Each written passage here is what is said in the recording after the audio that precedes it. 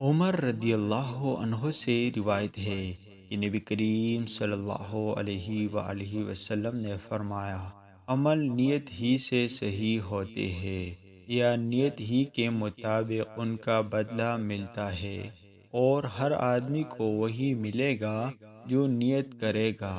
بس جو کوئی اللہ اور اس کے رسول کی رضا کے لیے ہجرت کرے، اس کی ہجرت اللہ اور اس کے رسول کی طرف ہوگی، اور جو کوئی دنیا کمانے کے لیے یا کسی عورت سے شادی کرنے کے لیے ہجرت کرے گا تو اس کی ہجرت انہی کاموں کے لیے ہوگی۔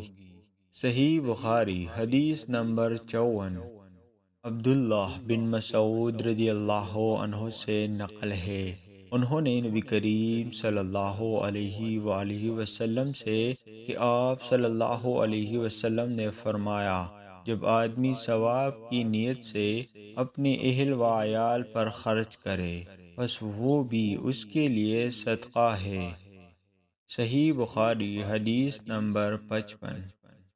عامر بن سعد نے سعد بن ابی وقاص سے بیان کیا، انہوں نے ان کو خبر دی کہ نبی کریم صلی اللہ علیہ وآلہ وسلم نے فرمایا، بے شک تو جو کچھ خرچ کرے اور اس سے تیری نیت اللہ کی رضا حاصل کرنی ہو تو تجھ کو اس کا ثواب ملے گا، یہاں تک کہ اس پر بھی جو تو نے اپنی بیوی کے منہ میں ڈالے۔